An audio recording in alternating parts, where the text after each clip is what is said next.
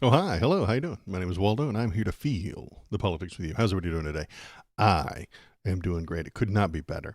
I was away last week on business, but today I return, and it's 60 degrees outside and cloudy. Perfect. Exactly the way I want the weather to be. This is exactly what I want all the time, every day. Gray, cloudy, 60 degrees. It's beautiful. It's wonderful. I love it. That grotesque day star is not up there burning my flesh and giving me cancer. I just, it's perfect. I live in the perfect place. And if you don't, if you're under a constant heat wave again today, I'm sorry. Okay? You can know that you're better than me. Okay? I mean, I don't think that'll make you any cooler, but it'll make you feel better. If you personally live in a place under a heat wave right now, you're stronger than me. I can't do that. I would leave. And that's all there is to it. I would simply go somewhere else. Ugh, chapped lips. I would simply go somewhere else. I would leave and not be there any longer. So, yeah, you're better than me. I'm sorry. You should feel proud. iViewersStreamBoo.com. Thank you, iViewersStreamBoo.com, for popping off so early before I even get started. It's really easy. It's much easier to ban you before I get started. You know, if you were here, you know, that would make me even happier if you did that. Early Robot Go Burr. Yeah, if the robots popped up while we were on the start screen, that would make me happier. It's almost like they know. So how do we trick them? That's the question. How do we trick them into popping off early? They seem not to pop up until I start talking, which is strange. Maybe they know, maybe they're watching, maybe they're paying attention. I don't know. It's not like I have more viewers. I do have more viewers once I start talking. I guess the countdown ends. I don't know. Maybe I'll just start jibber jabbering, like while we're here on the start screen. Maybe I could just begin discuss, because I can talk while the start screen is up. You know, I just don't want to. Maybe that's what I'll do. Maybe I'll just start talking for about 60 seconds before the thing pops up. And then the robots can jump in and then I can hop in here. I don't know. Maybe I'll try that next time. Anywho, hi. How's it going? You now have front row seats to the inside of my brain, which is not a nice place to be. But yeah, that's what I'm thinking. That's what I often think about. It's like, how do the robots know? Where are they? Where are they coming from? What are they doing? What are they doing to me? How could I outsmart them a little bit? Billy, not Czar. Hi, how you doing? First time chatter. Thanks for coming in. Tell us what you're thinking. Tell us what you're feeling. I'm going to be complaining about the politics today. Thank you for following Billy_not_czar. You just did a frog game. I'm proud of you. I'm glad for what you've done here. By pressing that follow button, you have turned a frog gay. And I'm proud of you. I agree with your choices and support you on your frog sexuality engineering journey. Anyway, yeah, thanks for pressing the button. That makes a big difference for a little stream like me. You are the 97th follower I have. That's a lot for me. But what I'm going to do today is, since it's Saturday, I have a whole bunch of links to look at. I didn't put together a whole lot of forethought into what links and when. And some days I have time and I put together the links and I make them into like a cohesive narrative that lasts through the whole thing. And I have like a theme for the entire show. I didn't do that today. I've just got a handful of random politics links, a handful of random news links. And a handful of things to talk about today. And if you want to tell me what I should talk about, you can do that on the Discord. Ba-bam. The chat bots won't let you link things in the chat. But if you go to that Discord, you can leave links. I'll look at things and I'll put them up on the screen and we can talk about them and we can feel them all out. And if I don't know anything about them, I'll pretend to know anything about them and or learn about them. Exciting. And then we can all feel it together. It'll be an interactive medium, better than the regular mainstream news, which just tells you what to feel. And then you can tell me how you feel, and then I can tell you whether I feel it together, and then we can feel things together, because all CWN, politics. you talk about Keir started resigning? I do not know enough about that, but it does not surprise me. He is beginning to resign. Starmer. Starmer, yeah, Keir Starmer, Prime Minister of England, not well liked. He is I don't think he's a leftist. He's a Democrat type thing. He's a slightly left of middle. He has done an okay job. It's just that most people, slightly left of center, can't explain what they've done or why. I liked Keir Starmer. He fixed a lot. And I think Are they swapping prime ministers again? Yes, Valor, they are swapping prime ministers again. Because he is slightly left of center, he has to do the bidding of the capitalists. But he also wants to do good things for the people, kind of. It's 80-20 for most people in this type of position. Most of the Democrats, your Schumer's 90-10, but most of your regular Democrats, most of your Keir Starmer, I think he's 70-30, 80-20, somewhere around there, for helping the big businesses and then helping you. So 70-30. Let's give him that. Billy, am I crazy for saying 70-30? He's 70% for the capitalists, 30% for the people.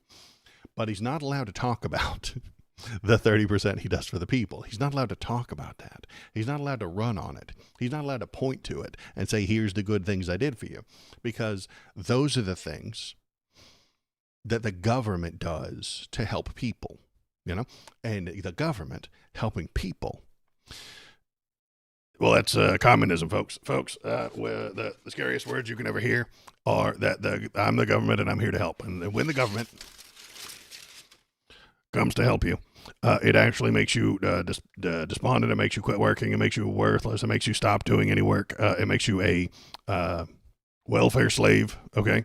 Because you become addicted to that government money. And when the government money eventually stops, you are now ruined and you don't know how to work. You don't remember where anything is, and you don't know how to do anything. So yeah, the slightly left-leaning people have this very difficult line to walk. And I'm lumping Keir Starmer in with the Democrats. Feel free to correct me if I'm wrong. I don't know that much about UK politics and stuff like that. But as I feel... LMAO, you're funny. Unsarcastically. Thank you. I'm trying to be entertaining and talk about the horrible nightmare news. The world's on fire and we're all going to die, but maybe we can make some funny voices while we do it. The left-leaning, those centrist Democrats, those slightly left-leaning people have to keep talking about how good they are for business or else they won't get the money. Every step to the left is a step away from money. So if you are one step away from the left, or one step away from the... okay, I did that wrong. I think I am going to die sooner than most, in my opinion. If you're in outside the U.S., that might be true. I know it's shitty to say, but there really is a benefit to living in America, and we got most of the resources. A lot of the resources got eaten up by early civilizations in Europe, in Asia, and there are less of them than the New World. I am a vice admiral in the Navy. Well, that is a way to die as well, I suppose. If you're going to die in a war for oil. I don't like that. I don't want you to do that. I don't want that to happen. I don't want any government to send you to war for oil. That sounds bad. I don't want that to happen. But that is the way America is playing the game right now. Republicans are just knocking down everybody they can and stealing their stuff. That's what we did in Venezuela. That's what we're trying to do in Iran, but Trump's dumb. If you want to, Valor says if you want to not be read out loud, throw a hashtag in front of it. And then I can keep rambling. So that's a polite thing to do. Thanks, Bill. I appreciate you. Thanks for being here. What was I thinking about? I was thinking, because I get distracted. You guys are heckling me, and I love it. You should immediately heckle me. It'll make the stream more fun. So yes, the Democrats, they don't. Every step to the left moves you away from big money. So if you are one step to the left of center, you are not like you're Chuck Schumer. You're 90-10. You're 90% for the stock market. You're 10% for the people. You still get most of your checks. The further left you go, you're 70% for the companies, 30% for the people. Then you get into Bernie territory, which is like 70-30 the other way. 70% of the things he wants to do for the people, and 30% are for the capitalists and for the money. But he doesn't get money. They don't pay him to run for office the way companies pay Chuck Schumer to run for office. Keir Starmer gets some money from capital, and he wants capital to work. He wants big businesses to succeed, and sometimes he wants some stuff for the government. He wants the government to give people things and make their lives better. But that doesn't make money. As much money as the people on the right, as much money as the people in the dead center, as much money as the corporatists would like to give him. So you end up with these people who can't talk about their good things they've done because it will piss off the capitalists. If Keir Starmer talked about the good things he did for the people, the capitalists would run away from him. They would say he's bad for business because they're dumb. Everybody in politics is stupid. Me, you, him, everybody involved. The smartest people in the world try to live outside it, and I can't help that. I know I'm dumb for following it and talking about it and stuff like that. And we just have to agree. We just have to dig into it, settle into it, have a good time with it, have some fun. But yeah, Keir Starmer can't talk about the good things he does for the people because then the capitalists would abandon him. And I was searching Waldo. Now I am here. Zoe, yeah, I appreciate you coming in. Searching on Google for me, or searching for politics and then you found me for a political direction. I appreciate that, if that's what you're saying. If you just Googled my name and didn't find me and then you finally found it, that's okay too. But if you were lost in the sauce, everybody's wrong, everybody's shitty, and then you found me and thought that I was saying something nice, I appreciate that. That's very thoughtful, and that's what I'm going to assume that you said. It just makes me feel good, so I'm just going to assume that. So yeah, the capitalism is ruining the world right now. Here's a good example. Let me bring up my first link. Let me bring up the actual link here. Where is my button? Buttons, window capture. We go here, we press this button, we go to the thing, bam. Donald Trump's traded stocks before favorable Truth Social posts. Because of course he did. That's exactly what he would do. He would buy into a company while he is the president, even though used to be, we didn't do that. We didn't allow that. Presidents didn't buy stock and sell stock while they were president. That used to be a thing, but we've abandoned that thing for Donald Trump because he doesn't follow the rules. He doesn't follow the norms. He doesn't like things that happened in the past. He wants to do it his way. And his way is to make as much money as possible. In these three examples, the president made stock trades shortly before posting favorable about the company on Truth Social. It was a pun. There's a children's book called Where is Waldo? Cold sweat smile, but yes, every time I am here for politics, carrot. Thanks, Zoyback. I appreciate that. NVIDIA commits $500 billion to build AI supercomputers. Plus, I have to do it in the Trump voice. NVIDIA commits $500 billion to build AI supercomputers. Plus, in the United States exclusively, all necessary permits will be expedited and quickly delivered to NVIDIA. And that was right before he bought a bunch of NVIDIA stock. He buys the stock. He uses mass media to tell you how good the company is, and then the stock goes up. Because he's a grifter.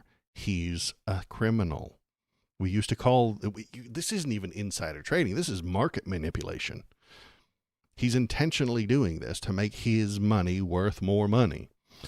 Here he is buying some stock, and then he says, everyone is stating that I will destroy Elon's companies by taking away some, if not all, of the large-scale subsidies he receives from the U.S. government. This is not so. I want Elon to thrive. And then the stock numbers go up. Elon makes a fuckload of money from American taxpayers. We give it to the government, and the government gives it to him. Usually, sometimes, in exchange for some piece of equipment, technology, or Starlink fucking access. Not always. Sometimes he gives us nothing. Sometimes he gives us promises. Sometimes he gives us AI that doesn't fucking work. Which is a good reason that they should abandon him, but they won't. Because Donnie's friends with these people, and these people are friends with him, and they donate to him. So he gets more money. He buys the stock.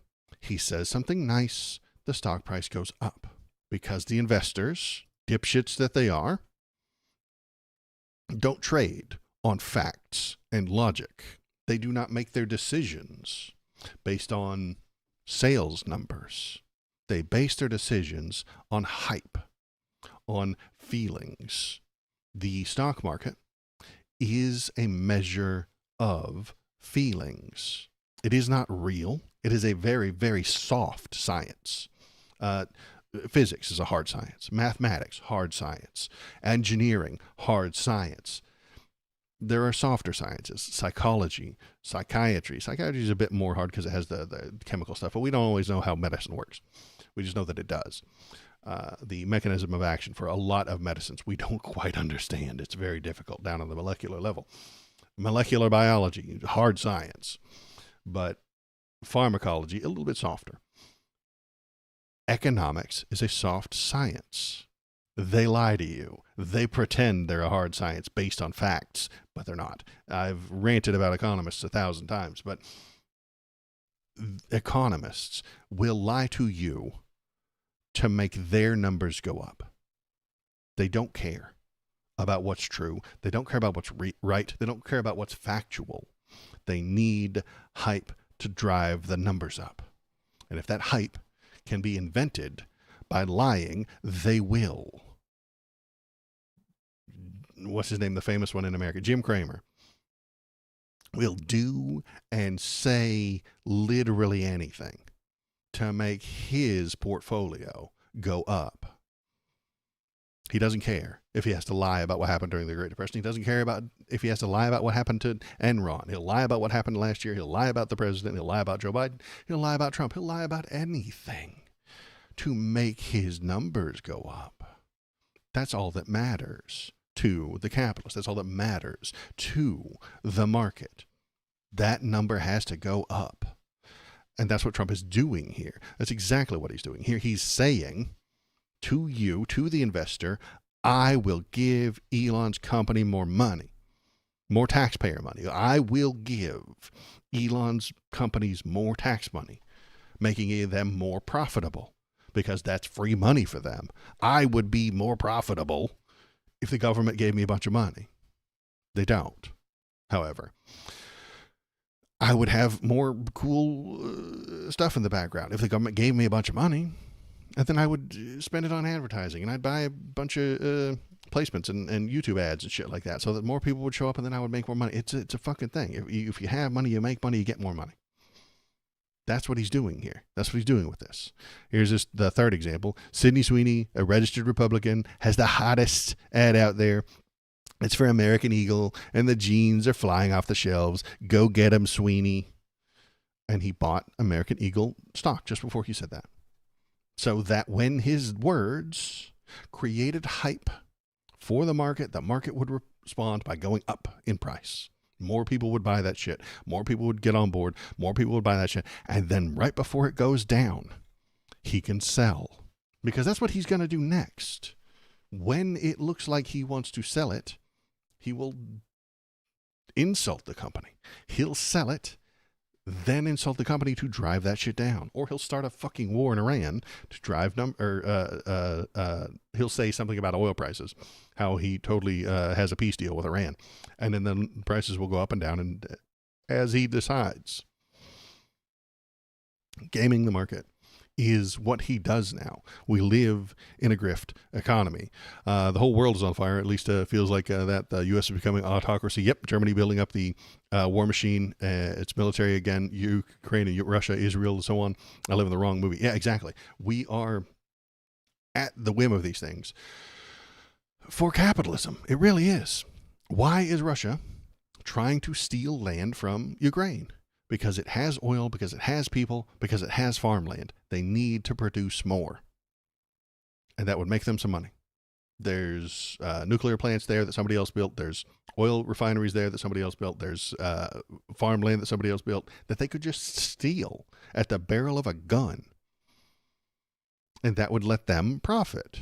Why did America attack Venezuela? Why did we kidnap their president at gunpoint? So that we could steal their oil. We did. The American government stole the oil and sold it for a profit. We kicked in their door. We took their stuff. We kidnapped their leader. And then we sold the oil. That's what Donnie wanted to do with Iran. That's what he tried to do. They're just a bigger, more well set up country than Venezuela. We literally shot a missile at their leader and now demand that they sell their oil at the price we want, the way we want, in the way we want them to do it, through the OPEC and stuff like that, so that we can control more money. That's all there is to it. Maybe Exxon and Mobil can, and fucking BP can make deals with their government and they can start becoming more profitable. By the way, that's the reason Trump wants Canada and Denmark. Both countries have access to the North Pole and its oil reserves. Absolutely. That's everything he does, is so that he can have more profit. He can have more money. He can have more market share. We need to take over Canada to steal all their lumber. We need to take over Greenland to steal their access to ports, to under ice drilling rigs and shit like that. So that we can steal from them. And then we'd sell all the land to Americans. If Greenland became part of America, they would have a huge industry boom where companies would pay the government very little money for the land that we just stole from someone else. And then they could build data centers there. They could build drilling rigs there. They could build housing. They could build all the stuff so that they could maximize their profit while stealing from the people of Greenland, while stealing from the people of Canada, while stealing from the people who were already there. That is the Republican plan. That is the right-wing plan for everything. That is their entire plan everywhere they go. Kick in the door, take the shit, and sell it. That is their only goal in all of the things. Turbo capitalism, yeah. It's imperialism. It's not new. It's not, I wouldn't even call it turbo capitalism. I'd call it imperialism. That's what Britain did. In the 1700s, that's what Britain did. They kicked in the door, they stole their shit, and they said, this is your government now. They claimed that it was providing stability and stuff like that, but often it wasn't. They just stole shit. Columbus came to America to find gold. That's what he was there for. He wasn't there to create a new peaceful country. He was there to steal their shit. The Puritans who came over from England in the 1600s and shit like that, they were just looking for somewhere to spread their shit. You know? They got kicked out of England because they were assholes. Nobody liked them. Don't believe what they taught you in fourth grade or second grade about the Pilgrims coming over here for religious freedom. They were assholes. Nobody liked them. They couldn't force their religious views on everyone around them, so they left to go somewhere else where they didn't have to be surrounded by people they didn't like. They were instead starving and surrounded by Native Americans who they often killed and accidentally gave their diseases to. And then we get America. So, yeah, the world is a fucked up place, and capitalism is part of the reason. Speaking of, on that topic still, Trump pitched $100,000 monthly fee for fastest feed of U.S. president's posts. Posts like this. If you pay him and the company he owns $100,000 a month, you will get this post before anyone else. And then what do you do with those 60 seconds, those maybe even 2 minutes? I don't think it says how long it'll be, but I would assume that it'll be something like 2 minutes. What would you do if you got this post 2 minutes before anybody else? NVIDIA commits $500 billion to build AI supercomputers. Plus, in the United States exclusively, all necessary permits would be expedited and quickly delivered to NVIDIA. You would get this 2 minutes before everybody else, you would go and buy their stock just like he did 2 minutes ago. 2 minutes ago, Donald Trump bought a fuckload of NVIDIA stock. You get this post, you buy a fuckload of NVIDIA stock, and then the post comes out for everyone, and the stock price goes up. We live in a grift economy. And he's the fucking king of the grift economy. We do not have logical, fact-based economy anymore.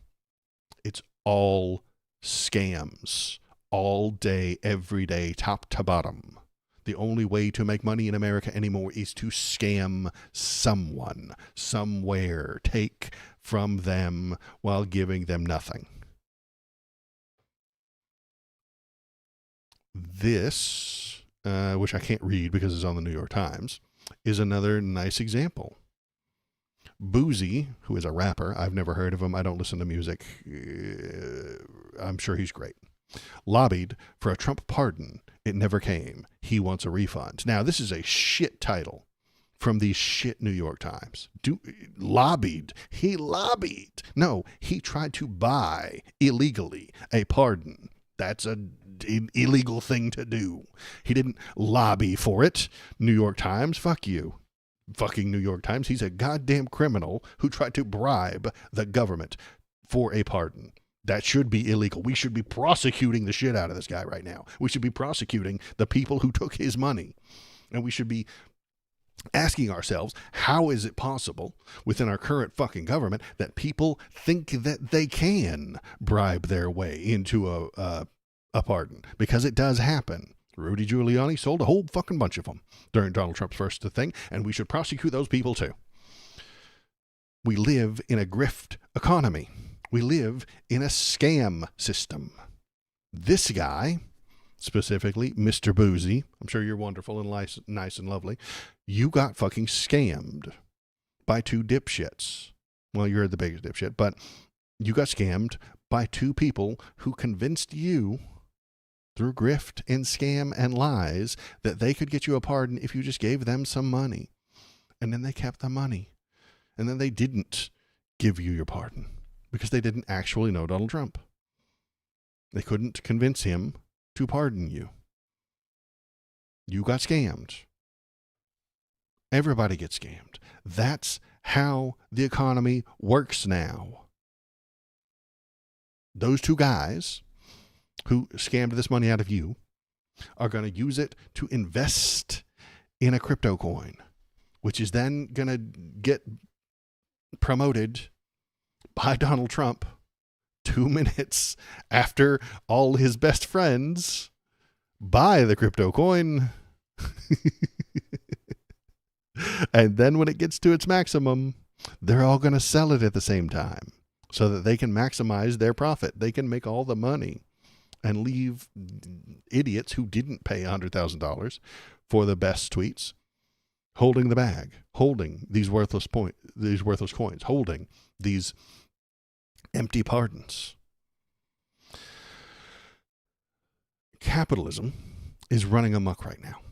And there's a reason that I point to it so damn often. Constantly, every damn stream, I'm screaming about fucking capitalism, fucking somebody over. That's because it has squeezed every drop of efficiency out of the workers. You can't get any more out of them. They refuse to do any more work. They can't do any more work. That's why they're being replaced by robots. I don't care what job you have right now.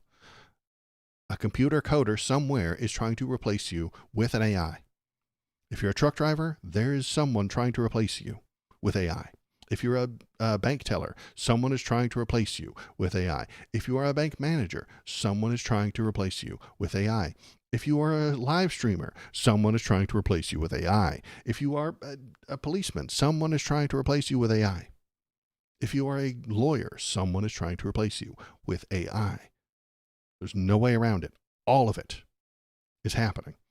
And the CEOs, they're being, if you're a CEO, someone's trying to replace you with AI. And their accounting teams have trimmed all the fat they can from American companies. There's no fat left to trim. There's no extra. There's no waste. But the investors demand more money next year than they got this year. And if they aren't fed more and more and more and more and more every year, they will destroy the entire country in a tantrum. That is why I often refer to them as parasites. This isn't an accident. This isn't me being edgy. Investors take the liquid, the money, out of the system, and if they don't get enough, they steal the rest. They kill the entire economy if they don't get enough. And then the most mobile and most flexible of them will move on to another host and start sucking the blood out of that. The investors are feeding off of the work and innovation of the people. And I can hear the Republicans now, the economists, saying, well, the investors bring money into the system. Sure, but there's two problems with that. Yes, they are investing money in the system. One, where did they get that money? Odds are they got that money from their last investment, which was also a parasitic in nature. And problem number two, if they don't make a guaranteed profit, they wreck the company. They sell every asset. They short the stock. They steal the pension fund from the workers. They rob the workers and then demand that the U.S. government give them Millionaires more. are okay, but billionaires should NT exist. And yeah, there are no ethical billionaires, any of them. They have robbed and invested and parasitically fed off of the system. And if they don't get enough, they demand the U.S. government pay them with American tax dollars. Investors are parasites. They are gambling, and sometimes you have to have losers in gambling. But because they own the senators, they own the House members, they own the government with their money, they buy them, they get to write the laws so that if they fail at gambling, the government is the loser. The American people are the loser. If an investor doesn't get their profit back, or enough profit, the government will pay them. That's the fucking system. Sometimes, if everything were working properly, you would invest, the company would fail, and you would lose your money. If you go to a casino with $50 and by law you had to walk out with $75, everybody would fucking do it, wouldn't they? I walk into a casino with $50 and lose it, I walk the fuck out. Investors walk into this casino with $50, they walk out with $75, guaranteed by Senator Chuck Schumer. Why the fuck wouldn't they do that? It's the best way to make money. If they lose at blackjack, the government just repays them. Don't worry. If they lose helping up this startup company, the government will just repay them. It's fine. And they get to cannibalize the company, and they get to cancel all the pensions, and they get to rob people of their Social Security fund and their 401ks and shit like that. So that's what 401ks are. If the investors lose too much, they steal your 401k. That's what they do. That's what's going to happen. That's why I call them parasites. It's not me just being silly and edgy. They are literally stealing everything they can. My dream economy system is a mix of both worlds, capitalism and socialism. Yeah, the more a human being needs the thing, the less profit motive there should be in creating it. Germany had that. It was called socialized market. Let me read it in German. Socialized Marktwirtschaft. Social market economy of free market principles, social workers' rights laws. Unfortunately, however, the system was hollowed out by corrupt politicians, absolutely, and increasingly modeled after the American example, because that maximizes profit. And if you have some profit, you can buy a politician. And then once you buy the politician, you pay him to make you more profit. And then you have more profit. And then you use that to buy a second politician. And then 2 politicians are now working to increase your profit, and then you have more profit. It snowballs up. Profit snowballs up. Because then you can use that profit to buy more profit. And that is the danger of capitalism. There's only one thing that can counteract that, and that is honest government, the power of the people to regulate. And I know conservatives hate that fucking word. They hate that word. Regulate, regulations. Dun, dun, dun, the regulations are going to kill us all. No. Regulation is the government keeping capitalism from running amok. It's regulation that pays you extra in America after you work 40 hours this week. That's a regulation. Overtime pay was fought for by American people for American people. And the company wants to take it from you because they don't like you. They don't care about you. They don't give a shit about you. If they could do all their work without you, like with AI, they would. And they would leave you destitute with nothing, demanding that you pay for their services while not giving you any money to buy anything with. It's insane. And parasitic. I go back to the parasite, but what happens if there are too many ticks on a dog? The dog dies and then the ticks die. They don't know they're doing it. They can't help it. That's a nature thing. They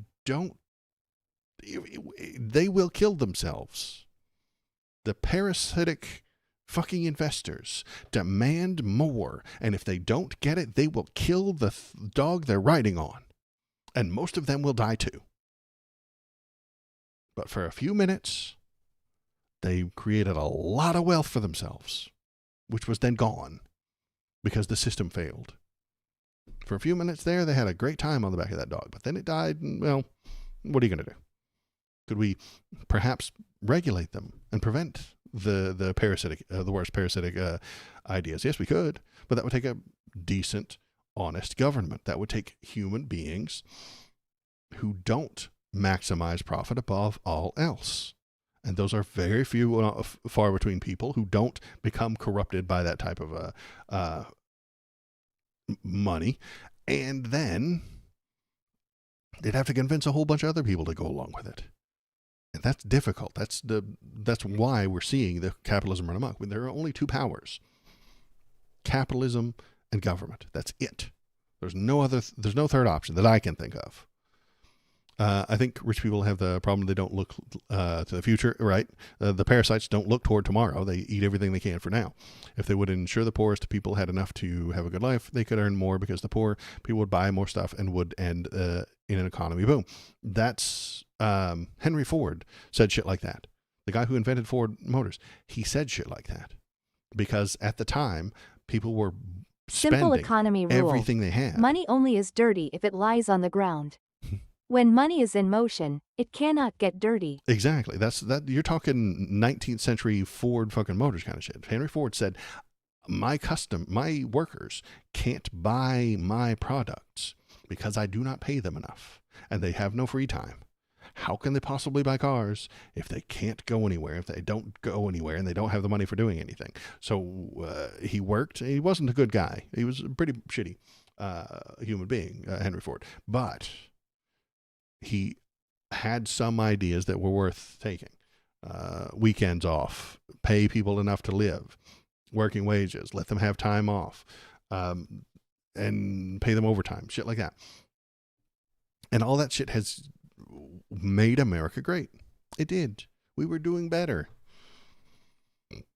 The World War II and the fact that anything in Europe and Asia got bombed that looked like a factory also helped America spring into action. That's how America took the lead, is because of World War II. Everything in Asia and Europe that looked like a factory got bombed by the other side. So there weren't any factories ready to go when World War II ended. So America had all the factories. And they started building all the stuff and made it America. And then we sold it all to all the other countries while they were rebuilding. And then their factories got rebuilt up and stuff like that. And now America, and then in the 70s. Well, I would say we Germans were the trouble factor in WW2. And they were, I agree. And I'm not trying to blame you or anything like that. But anybody in Asia that had a factory, that shit got bombed. Anything in Germany that looked like a factory, if it had a fucking smokestack, it got fucking bombed, you know? So that you couldn't build war machines, so that nobody could build tanks and bombs and guns and shit. Those things take factories, and if you bomb the factories, then the war machine can't go, and they'll be harder for them to find the stuff, and they'll be more likely to surrender. That's very common, sensical war. It's the right way to do a war, I suppose. It makes sense from a war from a war tactician's point of view.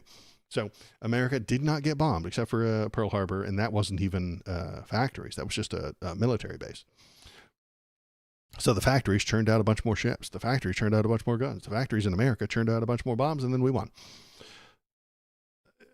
Then in the 70s, by the time the 70s roll around, the American factories aren't as strong as they were because Germany rebuilt all their factories. China rebuilt all the factories. Japan started building factories.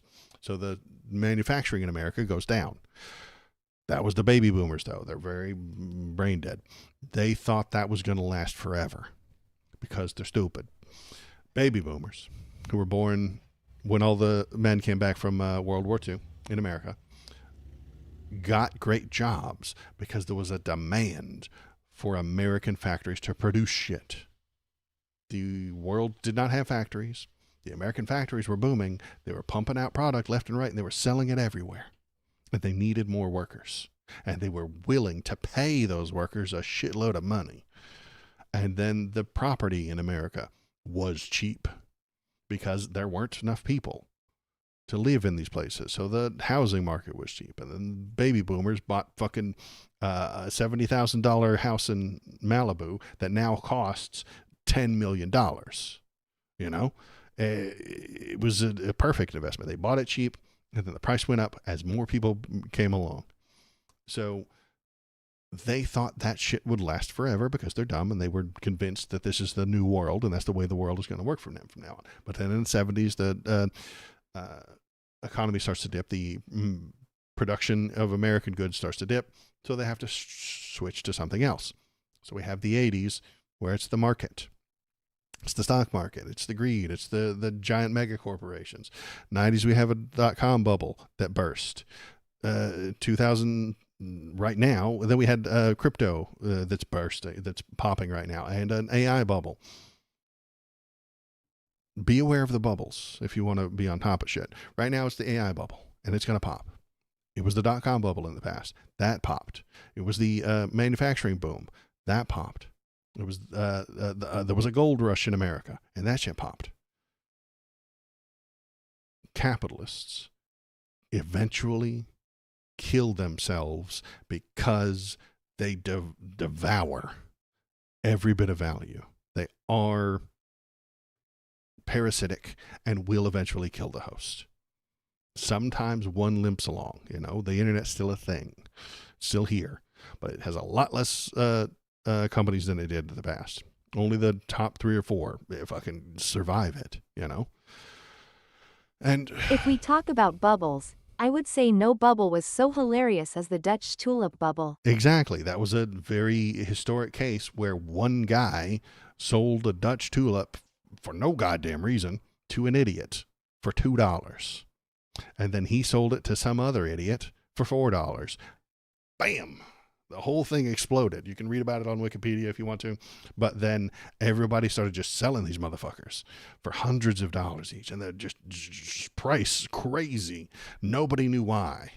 Because it wasn't based on facts. It wasn't based on reality. It wasn't based on scarcity. It wasn't based on numbers. It wasn't based on profit margin. It was based on hype and nothing else. The feelings that the human beings had. If you walk into a room and there's a thing that you've never seen before. A tulip was at some time the worth of a whole house. If you've never seen a thing before and you don't know what it is, but everyone in the room tells you it's worth the price of a house, you'd be like, whoa, shit. Okay. I've never seen that before. I don't know what it is. What is this thing? I don't know what this is. I've never seen one of these before. But every intelligent human being in the room tells me that it's worth $100,000. Really? This little bastard. He's ugly as shit. I don't even know what this is, but someone, not just one, but hundreds of people are telling you this is worth $100,000. You'd be like, okay, I guess I'll take their word for it. They must be right. How could they be wrong? They're wrong. It's all hype. It's all nonsense. And that's what happened with the tulips, is that somebody walked in and didn't know what a fucking tulip bulb was. It was like, hey, I'll buy it for $1. And then he sold it for $2. And then the hype just exploded out of there. It's insane. And then it crashed down once everybody was like, dude, I could get like so many of these and then make a huge profit. And then somebody did. Somebody sold a shitload of them for a shitload of profit. And then somebody else said, I could get a shitload of them for like less than that. And then and then the whole thing crashes. The bubble pops. Everybody says, why, how did we get here? How did this make any sense? It doesn't. Human emotions rule everything. All politics are based on feelings. All economies are based on feelings. And everything is political. Everything is economic. Everything is based on human feelings. And this is why that's my stupid little catchphrase. That's why it's my raison d'etre. That's why it's my guiding principle. All politics are based on feelings. Greed is a feeling. So man, I just rambled about the economy for 47 minutes. I can do that. I didn't prepare any of this for today. I was worried that I wouldn't have anything to talk about today because I didn't prepare anything. But just screaming about the economy for 45 minutes is a good time. I appreciate it. Thanks for playing along, Zoevac. Thanks for helping me produce some content today. Since we're still thinking and feeling about the economy running wild, here is, bam, Trump threatens more tariffs over Canadian wildfire smoke. So if you're not in America, you might not notice, but that's smoke. That's a picture of all the wood smoke in the air. Very delicious, very tasty barbecued air. I was in Michigan last week, and I got to taste the barbecued air. It is delightful. It is delicious, but it's not good for you. Just like regular barbecue. Just like barbecued meat, not really good for you. Barbecued air, also not good for you. Why is that happening? Well, obviously because of climate change. The climate is warmer than it should be. There's not enough water in the places that we used to have water. So now the forests get too dry, and then they catch on fire. That fire then creates smoke. The smoke blows around in the environment, and then we have to call it Canadian wildfires. Like, don't blame Canada for this. This is capitalist. These are capitalist wildfires. Okay. Capitalists demand that we have a product, wood, and they don't want to spend the time cultivating it and stuff like that. So they maximize profit by not taking care of the forest, and then the forests dry up, and then and then because of capitalists leads to global warming, which then leads to dryness, and then just leads to thing. Capitalism is at the heart of all our problems. It really is. So you become a member of a political party. That's fantastic here in my country. And yes, you too, party inspired me to that. I appreciate that, Zoevac. Thank you. Yeah, that's all I've ever wanted is I have all these stupid ideas in my head. I look at the news and I think, why don't anybody know this? Why doesn't anybody pay attention to this? Why is this thing not being explained properly? Why does the New York Times suck at writing headlines? I mean, they just wrote that headline where the guy lobbied for a pardon, but he bought one illegally. He tried to bribe the government, and the New York Times calls it lobbying because they're fucking crooked. They are also crooked. Everybody's crooked. Like it seems obvious to me that I talk to people and they don't know it, and so then I just wanted to share my ideas and my thoughts. So thanks for coming by. Thanks for saying that. Thanks for doing a thing. I have also looked into the political stuff like that. I looked into what it would be to run as a local type of person, and it seems like a lot of money that I don't have. But it also the local DSA, not great sometimes. They often tend to be social cliques that are interested only in creating a perfect environment for their friends to be friends and kicking out all the people who they don't want to be friends with. And in the very little that I've looked around locally, that's what it seems. It seems like the local not Democrats. So anybody who's left of center in and around my area is just a friends clique, just a social club, you know, and if you piss them off, if you say a thing, or if you try and get somebody elected that they don't 100% agree with, you're out of the club. And so that's the only reason I haven't done anything similar. But I'm thinking about things. I'm looking at stuff. The hell was I talking about? Smoke. Yes. So follow me here. Capitalism and the overuse of fossil fuels creates global warming. The global warming creates dry areas within a forest. The forest then catches on fire. The smoke then doesn't respect borders, honestly. Fucking smoke. What a bunch of jerks. They don't respect the borders that we drew. And so it shows up in America. Trump's plan to deal with that is first to blame the Canadian people and then the Canadian government. So blame Canada, say it's their wildfire smoke and they shouldn't be so disrespectful as to let it float across the border. And his solution is to charge American companies more taxes in a roundabout way that maybe the consumers of that American company will pay more for the thing they're buying, or stop working with that American company, and then that American company won't be able to buy more lumber and products from Canada. This is the stupidest headline I think any economist could ever look at. Trump threatens more tariffs over Canadian wildfire smoke. This headline is fucking stupid. Not because the headline is wrong, it's just that everything involved in it is fucking wrong. Trump, the criminal, the rapist, the Epstein's best friend, who shouldn't be in charge of anything, is the president. He has threatened tariffs which are against American companies. He cannot charge a Canadian company a tariff. He can't. Trump is the president of America, not Canada. Okay? So he cannot put a tax on a Canadian company. He can't put a tax on Canadian people. The tariff is on American companies and American consumers over Canadian wildfire smoke. So it's not Canadian smoke. It's smoke emanating from Canada, yes. But it's not like they chose to have a bunch of smoke and throw it over the fucking border. It's not like garbage. It's not like you filled a garbage bag and threw it into your neighbor's yard. That would be a shitty thing to do. That's not what they're doing here. Calling it Canadian smoke is still kind of shitty. Wildfire smoke emanating from Canada.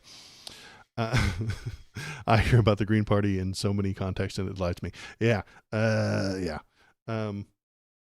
So then the wildfire comes because of global climate change, which is caused by an overuse of carbon in the air, which is what all this is. This is carbon. You're looking at carbon in the air.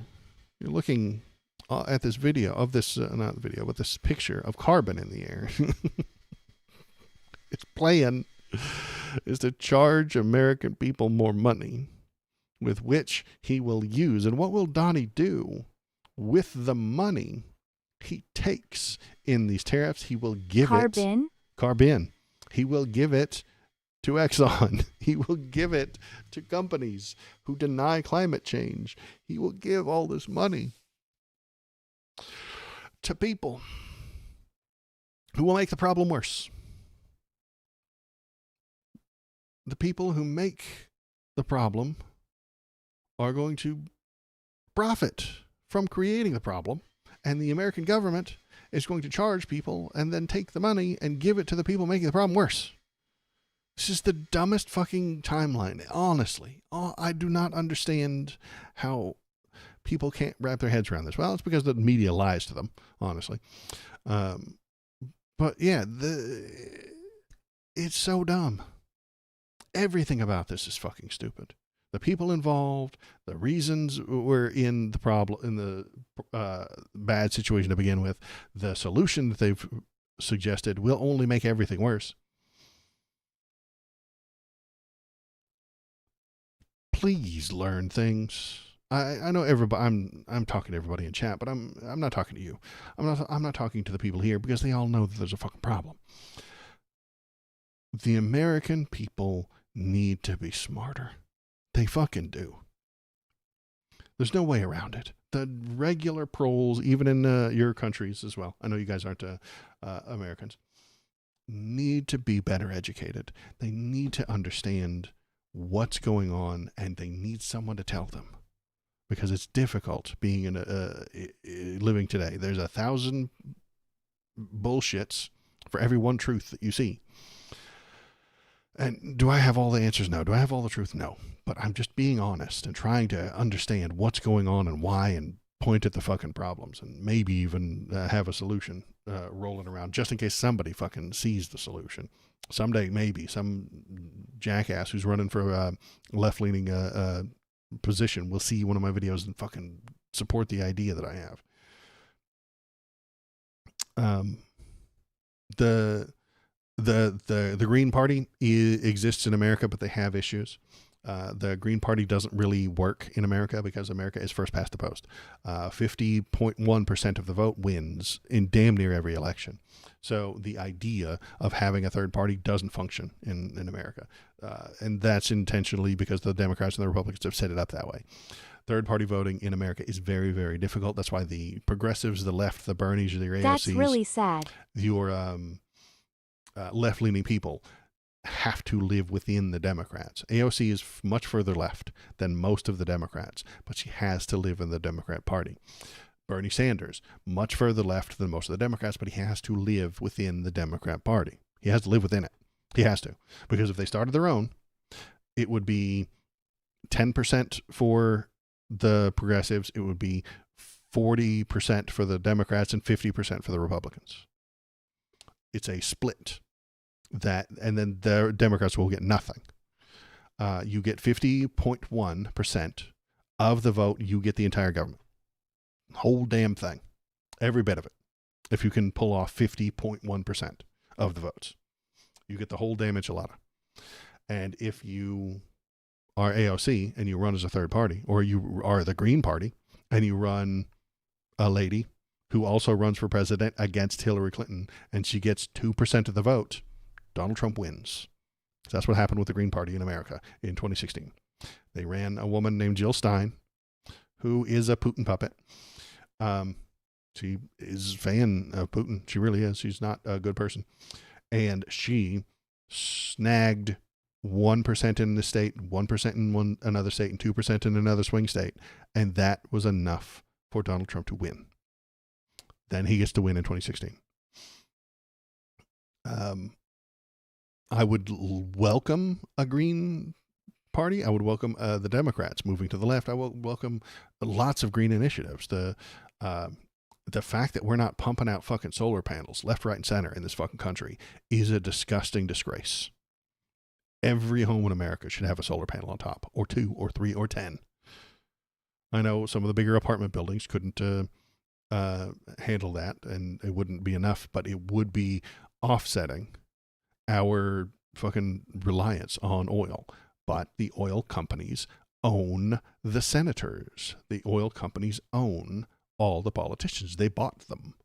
You to be in American politics, you either need lots of American support from American people giving you their money, or you need shitloads of corporate dollars. That's all there is to it. There is no third option.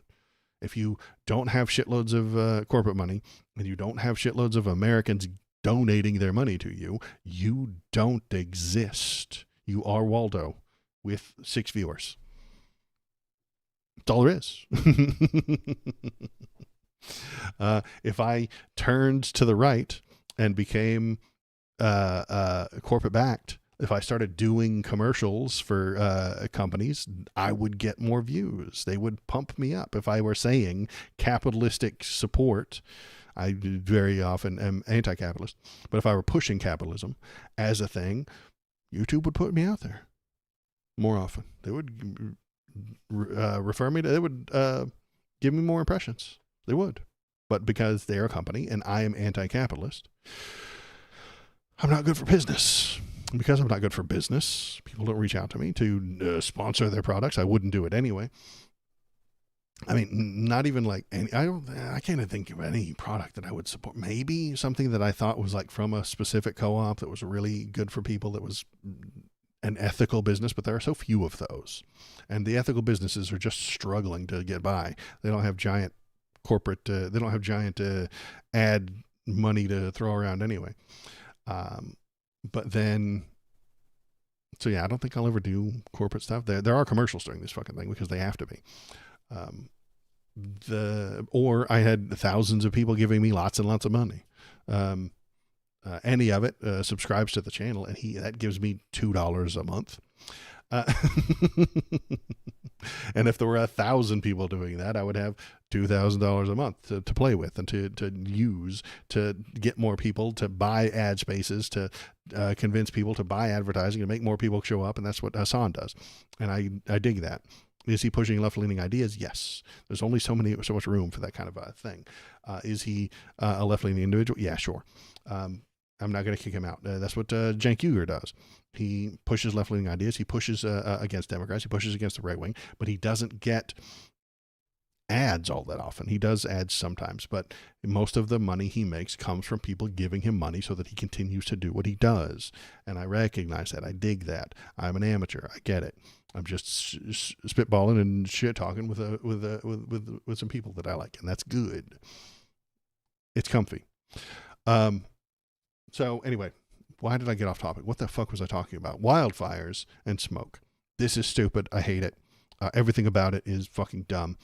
The Canadian government didn't cause the smoke. Could the Canadian government a decade ago prevented this fire? Sure, but that wouldn't turn a profit. So Donnie and a lot of right-wing people, a lot of Republicans, talk about raking the forest, cleaning up the debris, clearing out the brush. Can you prevent these giant wildfires? Yes, you can. Who's going to pay to do it? Nobody. That's who. Fucking nobody. There are only two powers, remember, capital and government. That's all there is. So is a capitalist going to build a company intentionally to clean these forests? No, they're not going to do that because there's no profit in it. Nobody wants garbage from the forest floor. Nobody wants driftwood. Nobody wants sticks, branches, and dried leaves. You can't turn that into a product. Even if you try to burn it for fucking fuel or some shit, you'd be much better off doing it with oil or nuclear or something along those lines. You can't turn this shit into something useful. So they don't do that. The only way a private company could make that kind of money is, it's kindling. You can't sell enough of it. Nobody has anything to do it. I mean, you don't need that much. There's more out there than we need. So there's no way to turn it into a valuable product. They could go into business for the government. The government could pay a company to build these,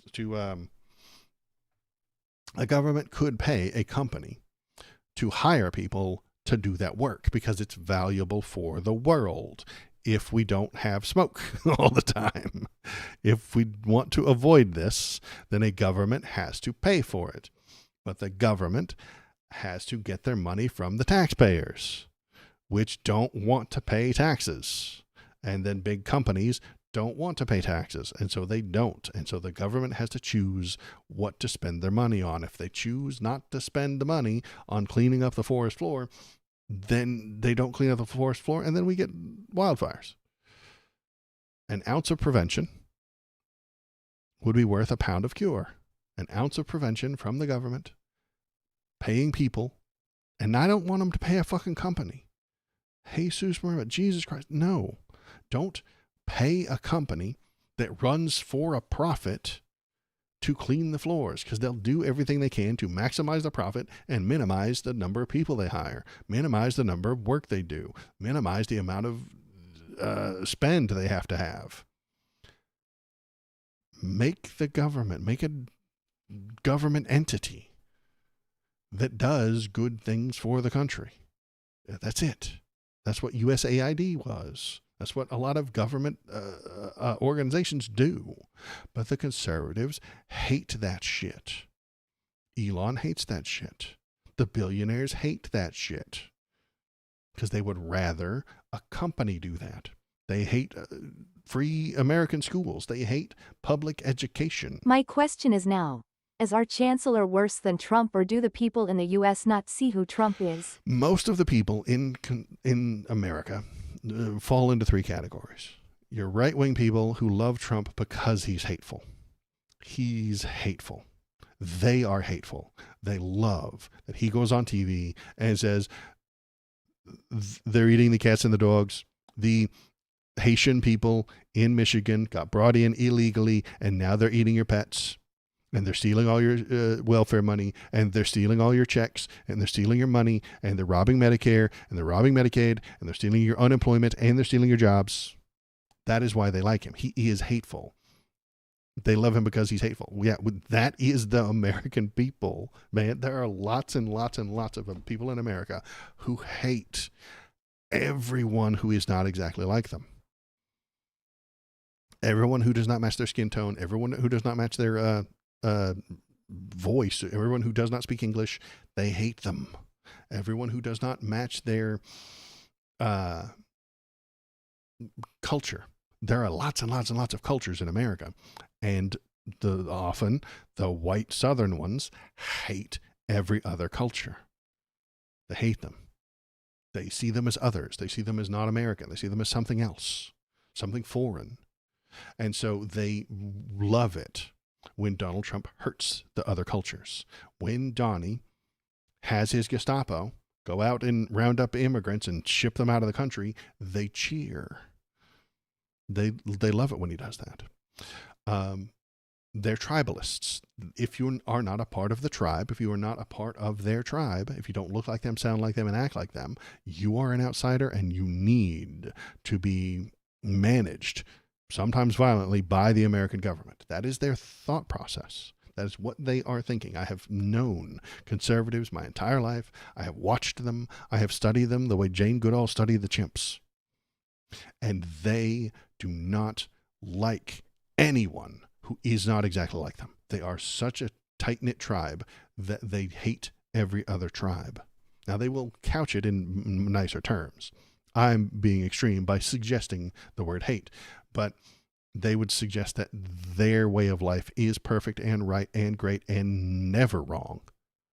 And anybody who disagrees with them is simply foreign, bad, Democrat, woke. They use lots of different terms. Cultural Marxism. They will use any term they can to describe people who are different. They do not want those different people to have their voices heard. They do not want those different people to vote for things that are good for those different people. This is the entire Republican Party. This is all of Trump's MAGA. All of Trump's followers dislike the people who are different from themselves. Now, that's the right wing in America. They cheer when Trump hurts the bad people. There's a huge block in the middle. And that's only a small small amount. This is not a lot of people. This is not a shitload. This is 20% on the far right, is what I'm thinking. 20% on the far right fall into this category. And I'm just making numbers off the top of my head, too. I do not have demographic data in front of me. It's a small amount of people who are like that. They vote constantly. 100% of the time, they never miss a vote. And that leads the center right to support them and their ideas, sometimes, mostly, in a bullshit kind of way. Your Mitt Romney, your John McCain's knew that 20% existed, and he knew that, and he knew that they were evangelicals and they were hard right-wing white nationalist Christians. So they play up that base to get them to vote for him, and then they give them nothing. Or they give them just token little bits, little things here, little things there. Making abortion slightly harder, making gay rights slightly worse, but not really ruining anything.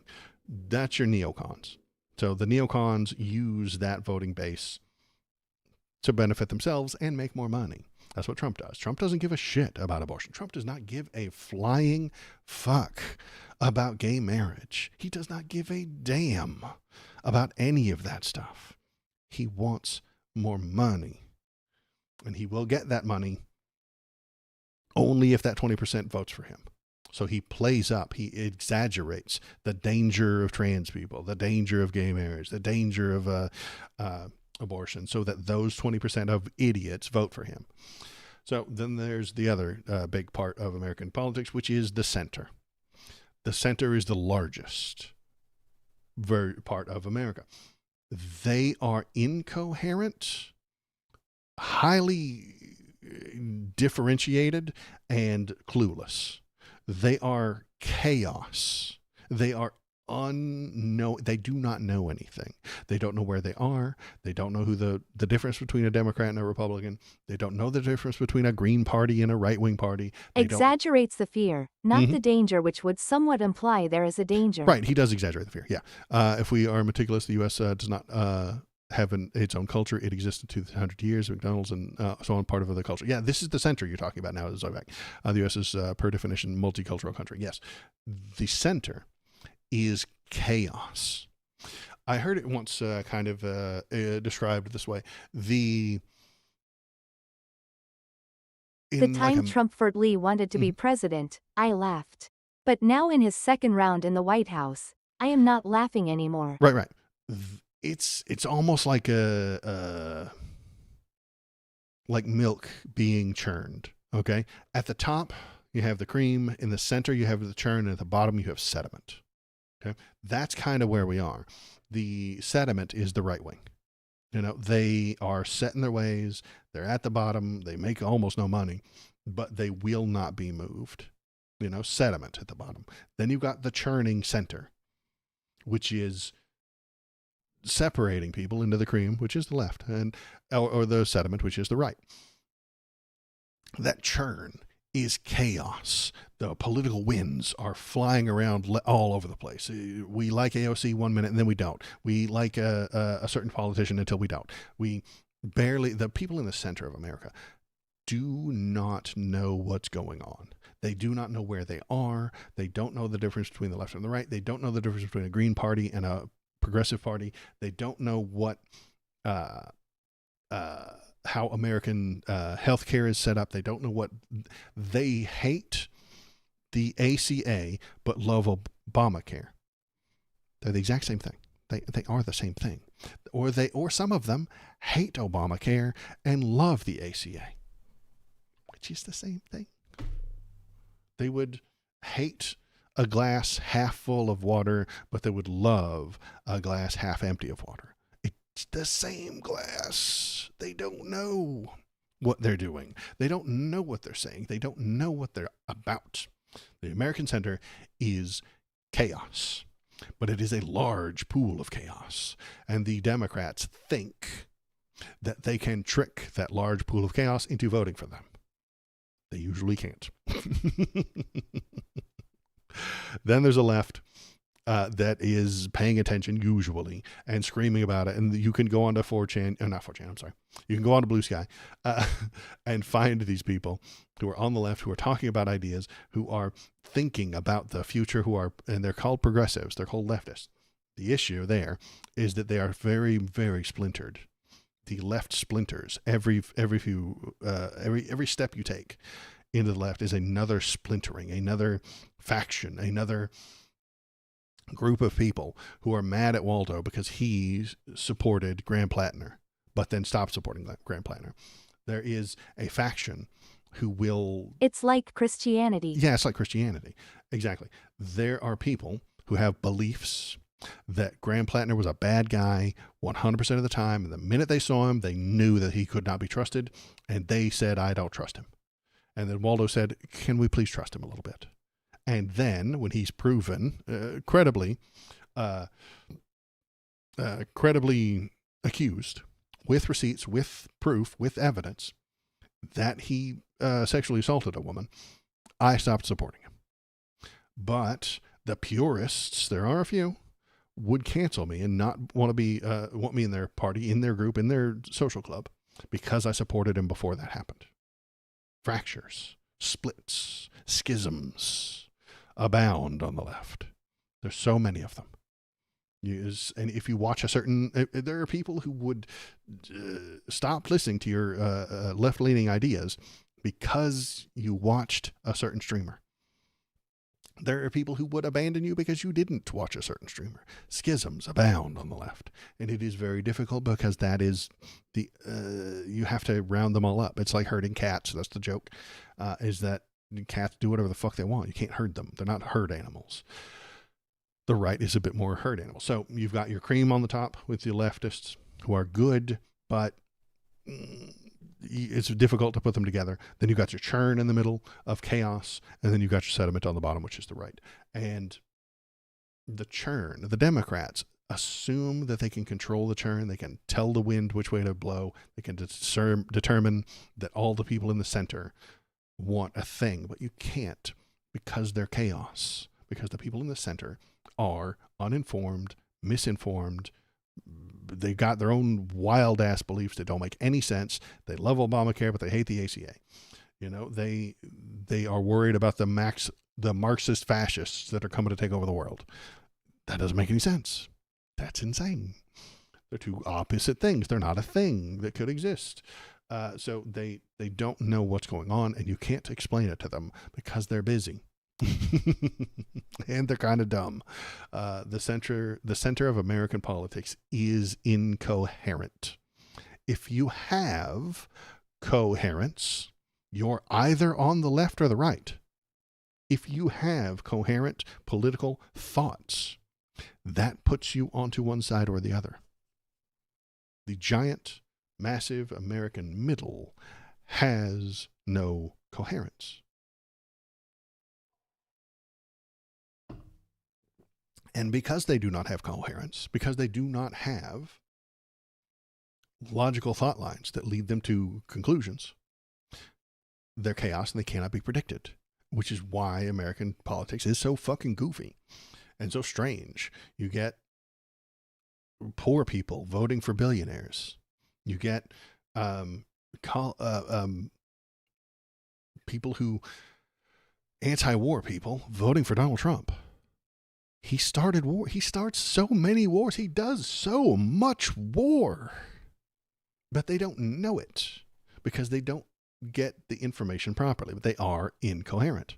There are people who voted for Donald Trump. I know them in real life who voted for him because he won't start new wars. And I was flabbergasted. I was like, dude, he starts wars all the time. His first term, he assassinated Soleimani while he was in Iraq. You know, he made the plan for abandoning Afghanistan. And then Joe Biden carried it out, which is a trick that conservatives do all the time. They'll make a plan and they'll put it into action. They'll put it into law that this plan has to be carried out after the Democrat takes over. They do that all the fucking time. They do it with taxes often. They cut taxes and then the tax plan will end when the Democrat takes over. And then if the Democrat continues with the tax plan, they get to yell at him and say, hey, you should have just voted for Republicans. He's going to do our Republican plan anyway. If he ends it, they can scream at him for raising taxes. It's a shitty fucking system, but it is a thing that happens. So that's what happened is Donald Trump made a plan to end the Afghanistan war that would take place after the election. And Joe Biden can either accept it and follow the law, or he can, and then he'll get in trouble by the Republicans for following the law, or and doing what the Republicans were going to do anyway, and following Donald Trump's plan because he's so great and smart. You should just vote for him anyway. And if he ignores the law and changes it, then the Republicans get to scream at him for breaking the law. And if he does a bad job, which he did, then they get to scream about that. It's a trick fucking question. In the Third World War, please let the Americans be on our side. In the second, we Germans invented the radar, the Enigma. We had Tiger tanks and so on, and now we're installing laser weapons in our fighters and getting new futuristic tanks. I'm feared. Yeah, I know, and it is worrisome. It is dangerous. We are moving, I think, towards more war, more danger, more unsafe world right now, and I'm not happy about it. I think that is because of the right. They are sediment. They are strong in their ways, and they convinced some of the chaotic people in the middle to vote for them. 50.1% of them. And I don't like that. So yeah, that's the primer on American politics. The hard right, the soft, mushy left who can't get their shit together, and the chaos in the center. That, I guess, was the point. Should I turn that into an entire YouTube video? I don't know. Maybe I will. Editor Waldo will have to look at it. So yeah, that's what we're looking at. Trump wants to tariff Canada or the wildfires. That's very stupid. We're still going to a war with Iran. This is a very good guy on Blue Sky, Shipwreck 75. 30 years of experience as an Intel, NATO, OSINT analyst, retired U.S. Navy Intel analyst, currently corporate intelligence analyst for a Fortune 50 company with a global footprint. So he posts all kinds of shit about what's actually going on. If you want actual news about the war and what's going on, follow Shipwreck 75 at Blue Sky. So he'll tell you what's actually happening and stuff like that. And I think he's a good source for things. And lots of people follow him so that they will know what's going on. The weekend war continues in Iran. Donald Trump will, on Monday, tell you that there's peace so that the price of oil goes down. And then he will bomb Iran on the weekends when the market is closed. And intelligent people know that he's going to do that. And so they buy oil when it's low and they sell it when it's high. That's what he's doing. He's creating waves. He's creating ripples in the market so that his friends, his insiders, his best buddies can buy when the numbers are low, and then they wait patiently for the numbers to come up, which Donnie raises the numbers, and then they sell. And then tomorrow it'll go down, and then when it gets to the bottom, they'll buy it again, and when it goes back up, they'll sell it again. Doing nothing. The parasites that I've been screaming about all day do nothing to make your world better. They do nothing to produce anything. They don't make a product. They buy low, they sell high, creating nothing, creating the tulips that we talked about a few minutes ago. Nothing. Donnie's controlling the price of the tulips, making them go up over the week and then down on at the weekend, or making them go down on Monday morning and then making them rise up on Friday night. So that is the horrible state of war that we're looking at right now. And if you point these things out, Marco Rubio wants you to go to jail. I didn't read all this. I'm probably not going to read it. But the short version, Secretary of State Marco Rubio with Secretary of Treasury Scott Bessent, White House Deputy of Staff Homeland Security Advisor Stephen Miller, the Nazi, and Deputy Secretary of State Christopher Landau at the opening of the Ministerial of the Resurgence of Political Terrorism. If you suggest that Donald Trump is a bad president, you are a political terrorist. If you try to protest against the terrible, terrible things the government is doing in America, you will be labeled a political terrorist, and they will use the power of the government to hurt you. And the people on the right, that sediment that I talked about, will cheer, because the only people who protest against ICE are political terrorists in their eyes. The only reason you would ever stand up against ICE and for immigrants is because you are yourself a terrorist. This is their brain state. This is how their mind works.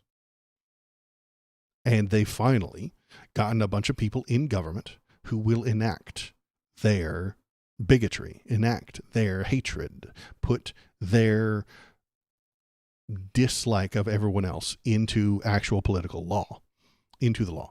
And that's a long thing, but I don't want to read it right now. What I want to read is the thing about testosterone. Well, I know you didn't expect that. I suppose. Well, I put it in the title, and I did want to talk about that before I get out of here, because I want to turn this into a YouTube video. All right, YouTube video time. What are we talking about? We're talking about testosterone and bad things. So, Pete Hegseth, where did he go? Let's start right here.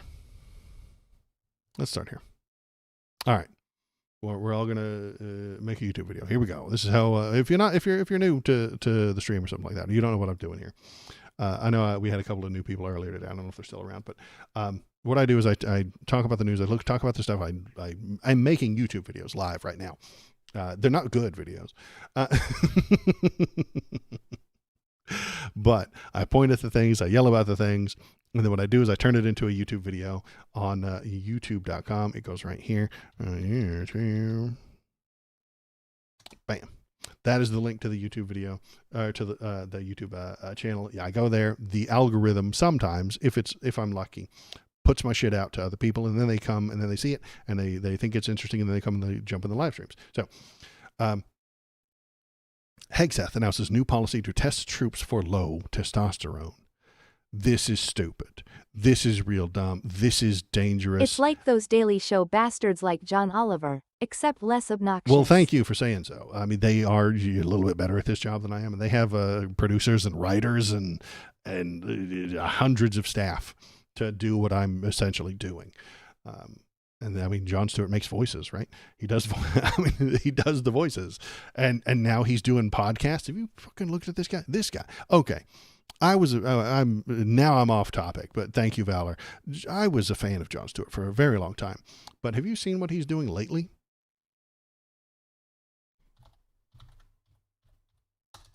I'm going okay. I'm off topic and completely out of left field, but here it comes.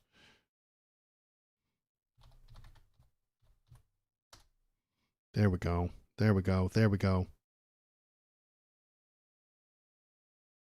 We all know that he has the TV show, right? Where he sits there in a suit behind a desk. Lots of nice people have written jokes, and he writes the jokes, and everybody's having a good time, and then it's on the TV. But now, motherfucker, he's doing podcasts with headphones and a motherfucking microphone. Fuck off. This is my shit. This is our shit. I don't get to have the nice desk with the lights and the fancy camera and look, he's got the headline, he's got graphics and people telling him what to do, and he's got like a whole fucking TV studio set up, and then in his fucking off time he's doing podcasts. Fuck. Can I catch a fucking break here? Can you stay out of my fucking lane? Can you stick to your thing and don't come down here in the dirt with me? I'm in the dirt leagues, boss. He's smurfing. That's what he's doing. It's what the gamers call it. When you have all the money and you have all the best equipment and you have all the best KD ratio in a video game, but you cheat and then go down to the dirt league with the noobs who don't have any of that stuff, and the dads who have to work a full-time job so they can't be perfect at Halo, and then you murder them. Stop smurfing, Jon Stewart. Come on. You have the studio. You have the lights, you have the writers, you have the audience who cheers when you turn on the applause sign. You have the reach. You have the advertising for a TV network. The TV network advertises your show. Get out of the dirt league. Quit doing the podcast stuff. It's the only chance I have. I don't get to be friends with Adam Sandler, who puts me in movies and that makes me famous. Get out of the dirt league. Quit smurfing. I think that's what it's called. I could be wrong because I don't play online shooter games. But I think is that smurfing the one that I'm thinking of? What? Let me Google it real quick. I have all the internet. I have the internet. I have all the knowledge of humankind at my fingers. Is smurfing in gaming? Yeah. Here we go. Smurfing in gaming is a practice of highly skilled players creating new secondary accounts to compete against less experienced opponents. Jon Stewart, stop doing that to me. You are a highly skilled player, and you've created a new secondary account to compete against less experienced opponents. That's me. Quit doing that. Anyway. This was completely off topic, but thank you, Valor, for bringing it up. And I I'm just whining now. Every time I see him with headphones on, talking into a microphone like this, it pisses me off. It really does. Stop smurfing, bro. This is Beerback starting a beef with Jon Stewart. Yeah, exactly. I had to sidetrack. Thank you, Shinseto. I had to sidetrack everything we're talking about. Shut the fuck up, politics. Waldo has a complaint about Jon Stewart. And then editor Waldo is just going to cut all of that out of the main thing, right? The editor is going to cut all that out of the YouTube video. But you get to see it because you're here live, or you're watching on the live tab, which is also acceptable. That also counts as a view on YouTube if you watch this stuff live. If you watch the live tab has all of my stuff. You should go back and watch it. Leave it playing all day, every day in the background. That'll really do me a favor. And Jon Stewart won't like it. So there you go. What the hell was I about to talk about? Oh yeah. Oh yeah. Here we go. We're gonna start over. Okay. We're gonna editor Waldo cut all that. Hegseth announces new policy to test troops for low testosterone. This is incredibly stupid. This is incredibly dangerous. Pete Hegseth, the 12-year-old, the moron who renamed the Department of Defense the Department of War because it would be more badass, wants to give most of our troops more testosterone. He announced Wednesday that he is rolling out a new screening program for testosterone deficiency among troops, calling it necessary to allow them to operate at their absolute best. The screenings will be conducted annually as part of the service members' required medical screenings. For those 30 and older, he said, troops under 30 can volunteer to be tested. In a video on Truth social media, Hegseth said receiving testosterone replacement therapy would be voluntary. Maybe. But they're all going to be assuming that this is a magic thing that makes your life better. The problem I have with testosterone is summed up right here by this person who is a doctor, probably. I don't know. Anyway, if a man is taking testosterone, his own testes are going to essentially shut off. They run the risk of having what they call atrophy of the testes, so that the testicles can get smaller. Another associated side effect is a drop in sperm count, which he says should be a concern for service members in their 20s and 30s, basically the prime of their fertility. Lower sperm counts don't automatically bounce back once a person quits testosterone either, and testosterone can thicken the blood, forcing the heart to work harder. So it's bad for you. These are the bad things that are going to happen to a lot of American soldiers. None of these facts appear to have penetrated the Maha movement or the manosphere influencers. Pete Hegseth loves the Make America Healthy Again movement and manosphere influencers. He is surrounded by them all the time, and they tell him how badass he is because they're fucking weak. Because if you're in the manosphere, you are insecure and weak beyond any understanding. The people who endorse pseudoscience, including the belief that testosterone can be taken by any male as a sort of wonder drug. Conspiracist podcast kingpin Joe Rogan is quite open about his testosterone replacement therapy regimen. He recommends it for all men over 40. Health Secretary Robert F. Kennedy is another proponent. He's currently seeking through the U.S. Food and Drug Administration to eliminate warning labels on TRT. He wants to take off the warning labels about these problems because he wants everybody to take it, including language related to the potential and adverse cardiovascular effects. He doesn't want you to know and have information. He is anti-information. He is anti-warning label so that more people will take his favorite testosterone so that he can feel better about his choices. What kind of fucking sense does it make to take the warning labels off? Those are clinically proven side effects. But he doesn't want you to hear that because then maybe you won't do it. And then he will feel stupid for doing it himself That's why he does that. That's why RFK Jr. wants you to do stupid things so that he can feel like those things are good. He jumped off a fucking cliff, and if you tell him, hey, jumping off cliffs is kind of stupid, then he feels stupid. He needs you to also jump off the cliff. He needs you to not read the warning sign that says jumping off this cliff will kill you, because he needs you to jump off the cliff with him, or else he feels alone.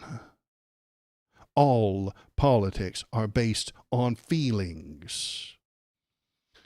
RFK Jr. and Pete Hegseth are dipshits, fucking idiots, who will harm you to make themselves feel better. And it's fucking disgusting that they get to be in charge of hundreds of thousands of people's lives, maybe even millions of lives. And they are not operating based on fact, science, intelligence, logic. No. They are operating on whatever makes them feel the best. So, what is Pete Hegseth going to do with the military? He's going to force all of the military members to get tested for low testosterone. And then, if the number is too low, which is scientifically inaccurate, not that they can't tell what the number is, but the number needs to have many, many years of regular testing before you can determine if it's too low. It's not as solid as blood pressure. It's not as solid a number as a lot of other medical stuff like that. And I am not a doctor. I know I pretend to be one every now and then, but Dr. Waldo is not allowed to, there is no Dr. Waldo. Okay. He doesn't exist. I'm not allowed to give you medical advice. I don't give medical advice. I'm just shit talking out my ass right now. Shit talking out my ass. But the reason you don't take one test and determine whether or not you have low T is because it's different for everyone. Everyone has a different amount, and the amount that you should have is a soft science. It's a soft number. It should be in a range. And if your range is too low and you have an actual deficiency, then maybe a doctor could try to give you some more testosterone. That's acceptable. But that's not what's going to happen. When the government says everybody's going to be tested for a thing, Big Pharma jumps in. Big Pharma loves this announcement. Dog, Big Pharma is all over this shit. What do you think they're going to do when hearing this news? They're going to start producing more of it. And they're going to start telling every fucking doctor that they need to be giving this to every fucking soldier so that they can make more money. In the video, Hegseth simply refers to troops, though it appears that he's only talking about testing men in uniform for hormone irregularities. The move comes as other Trump administration officials have begun to advocate for men to have easier access to testosterone replacement therapies, but the messaging from Hegseth and others blends known science on the hormone with broader and less substantiated claims. They think it's magic because they're fucking stupid. Hegseth is an idiot. He's a 12-year-old boy. When you think about him, I want you to think, what would a 12-year-old boy do? Think, when you see him, think that's a 12-year-old boy. Because that will make everything make more sense. If you do not understand why Pete Hegseth is doing this, it's because you have not thought he's a 12-year-old boy. If you do not understand why he changed the name Department of Defense into the Department of War, remember, he's a 12-year-old boy. When you say, why did the American military go in and do this stupid fucking thing that's going to cause lots and lots of problems down the road? Years from now, we are going to suffer for what we did in Venezuela. Years from now, we are still going to be suffering for what we did in Iran. It's because the American military is run by a 12-year-old boy. He is mentally handicapped. He grew until he got to 12, and then his body kept growing, and his mind stayed right where it was. He thinks it's just badass to fast rope in and kidnap the president of another country and then drag him to Guantanamo Bay. He just thinks that'll solve his problems. A 12-year-old would say, why do we have crime in the world when you can just kill all the people who do the crime? Yeah, 12-year-old boy, that makes sense to you. It's far more complicated than that. Why is there war when the America can just nuke them? Yeah, 12-year-old boy, that makes sense to you because you're 12. You don't know how anything actually works. You're very young and very inexperienced and very ignorant. Pete Hegseth is a 12-year-old boy who just thinks that manly men make the best soldiers, and that's what soldiers are to be done. They just go and kill bad guys.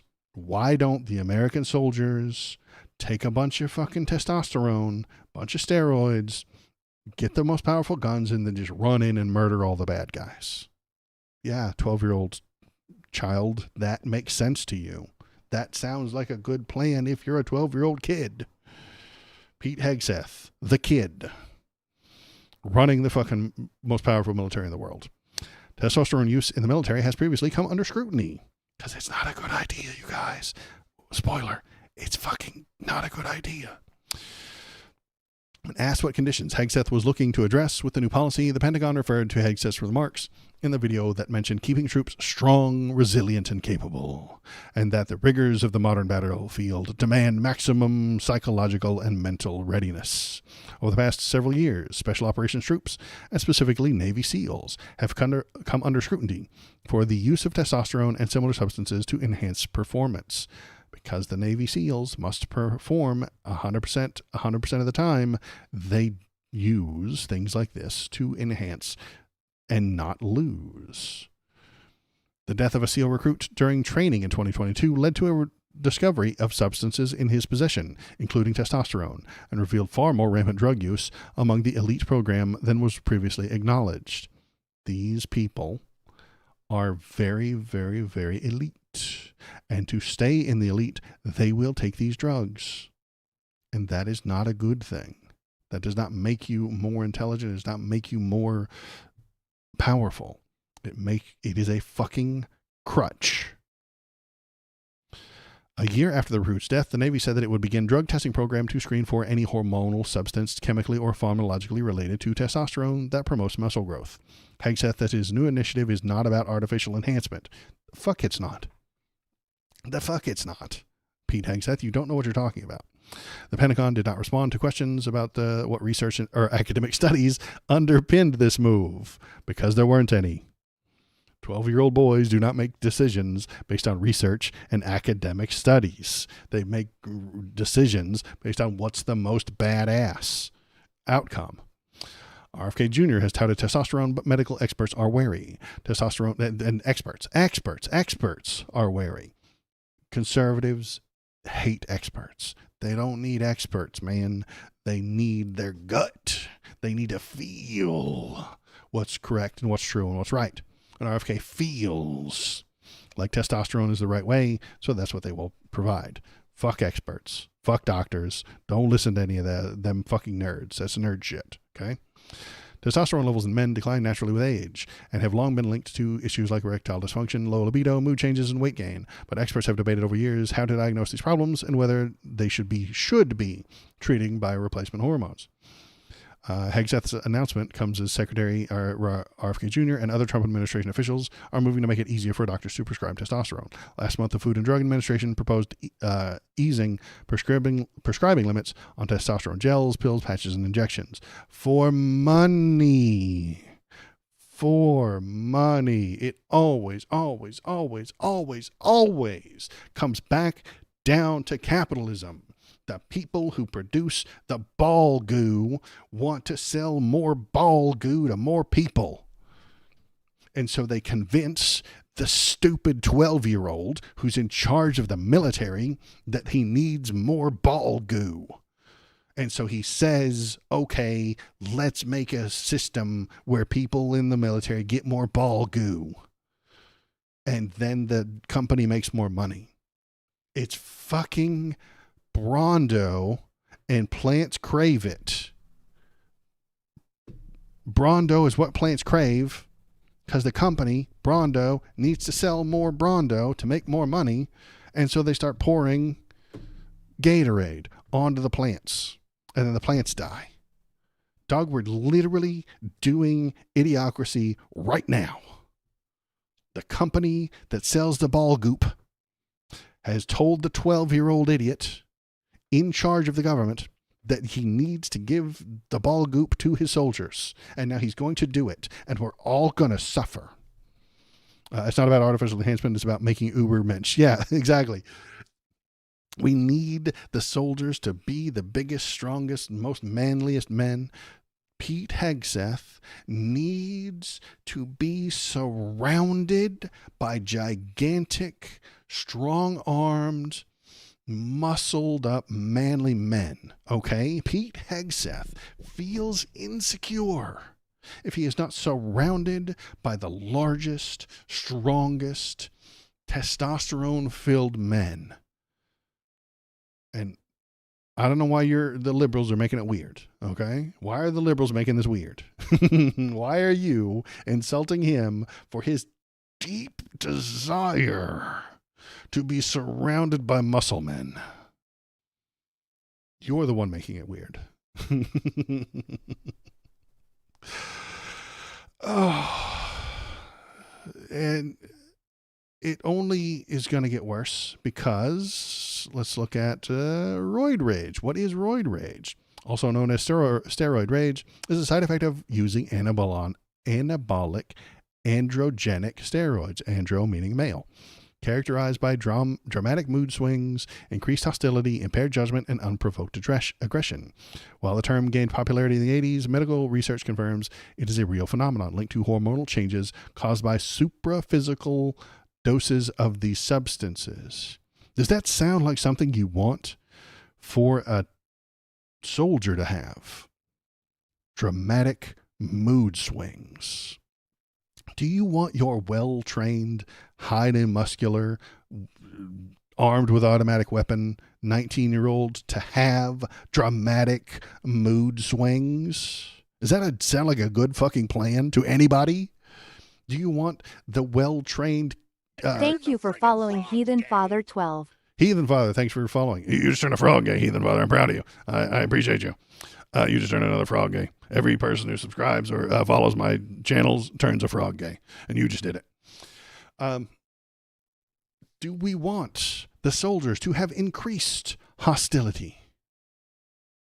Is that 99? That is 98 followers. I'm moving on up. Valor, if in case anybody didn't know, is my 69th follower, and no one can take that away from them.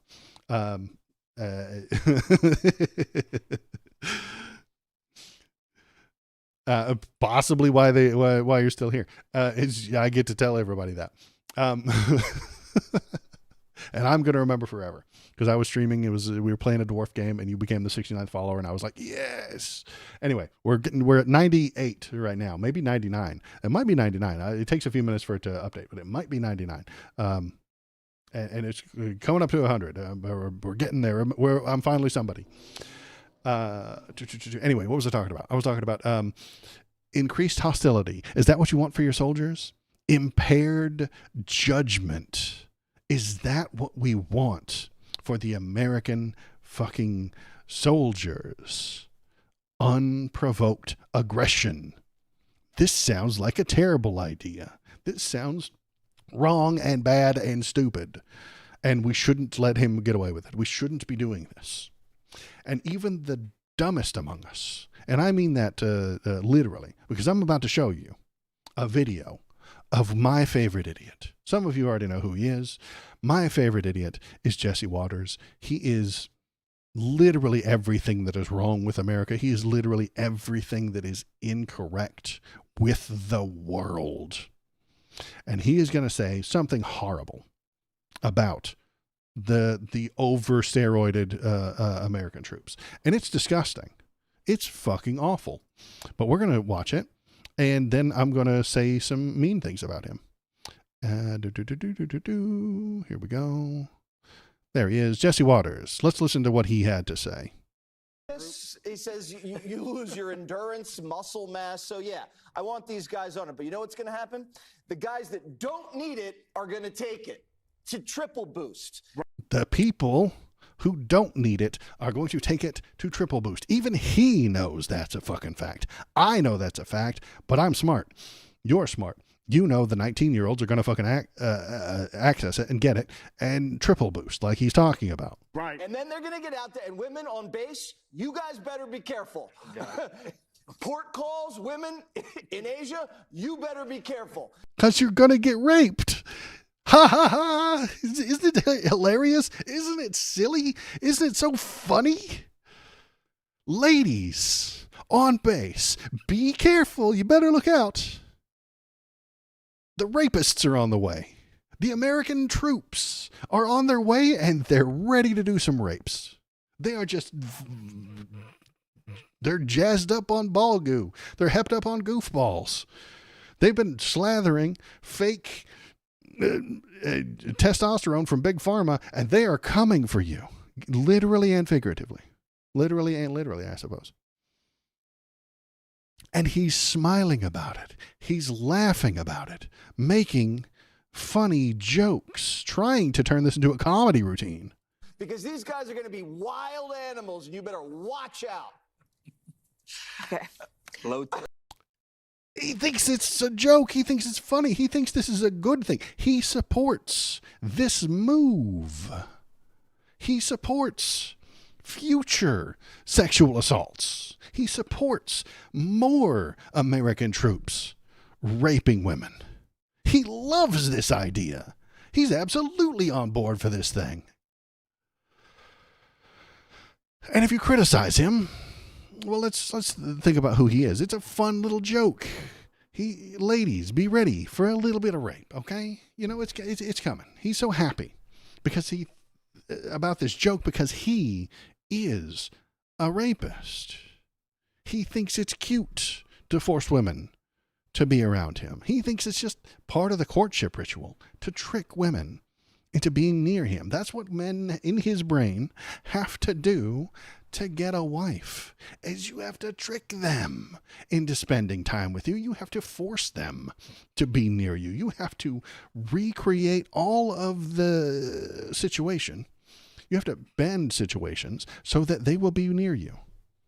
And I don't say this just out of nothing. It's because when he was courting his current wife, I would call it stalking, but whatever, he intentionally flattened the 25-year-old woman's tires on her car.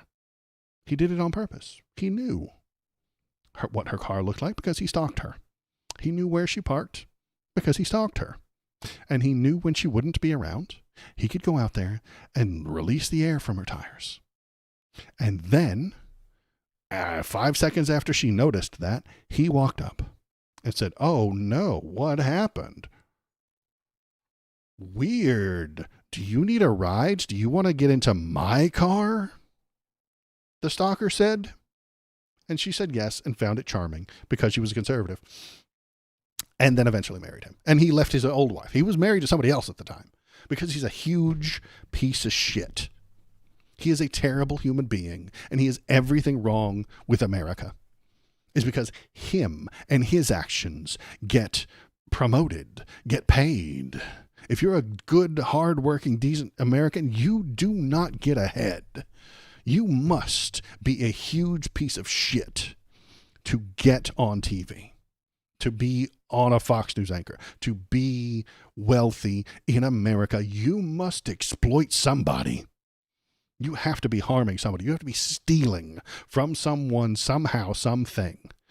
Either the government or other people or customers or stupider investors than yourself or the person who buys your fucking crypto coin. Or women. You have to just steal from them. The only way to get ahead in America is to be a rotten piece of shit. Jesse Waters is one of them. And he's laughing. And if I attack him, if he ever saw this, he won't. But if he ever saw it, he would just giggle and laugh and say, no, I'm just making edgy jokes. Waldo, I'm just making silly, funny, edgy jokes about women being raped. That's what he would say. That's what he would discuss. That's his defense. Well, I'm online. I'm in front of a camera. I can make edgy jokes too. Jesse Waters, I hope one of the triple down roid rage soldiers rapes you. I hope that happens. See, wouldn't that be funny? Wouldn't that be silly? Wouldn't that be ironic? We could all laugh about it. But he wouldn't laugh about this. If he ever saw what I just said, he would just he would cry victim. See, Valor thinks it's funny. He would cry that he had been victimized by me. Even saying the words that I just said, he would claim victimization. Because that's what conservatives do. They harm everyone. And if anyone even thinks that they should get some of the medicine that they dished out, they claim the victim. They cry victimhood. He will claim that he is the victim of people not getting his joke, and he will claim that Waldo wants him to be harmed. Because he is a terrible person. He is a shitty human being.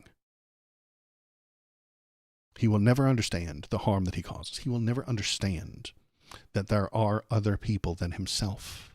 He is so selfish that he cannot comprehend other people's pain, other people's misery, other people's uncomfortableness. Anything that goes wrong with them is because of them and their fault, and he has nothing to do with it. If sexual assault goes up on American basis, and it will, it's always been a problem, he will not take the blame for it. He will disassociate. He will separate himself from his policies. He will not look in the mirror at himself as part of the problem, even though he absolutely is. He supports Donald Trump. He supports Hegseth. He supports the increase of sexual assault at, around, and anywhere the American troops go. Your words and your actions and the things you vote for have consequences. And he will never accept the idea that he is responsible for those consequences. He's just telling jokes. He's just being an edgy boy. You see? He's just being silly. He's just telling funny jokes. And it makes me sick. It makes me violently ill to think that this man is wealthy. Generationally wealthy. He has more money than I ever will. And he gets to sit in front of a fucking TV screen, in front of a camera, and tell horrible, disgusting lies. And people will pay him for it. The wealthy will pay him to lie to you. That is the problem with America. That is the problem with our entire political situation in the world right now. Lies are paid for. Liars are paid way more than anybody telling you the truth. If you find true things and you report it, nobody wants to fucking hear that shit. Only the cynics in my chat want to hear that shit. Only the cynical want truth. Everyone else wants the pleasant, delicious lies, and they will pay to have them regurgitated to them.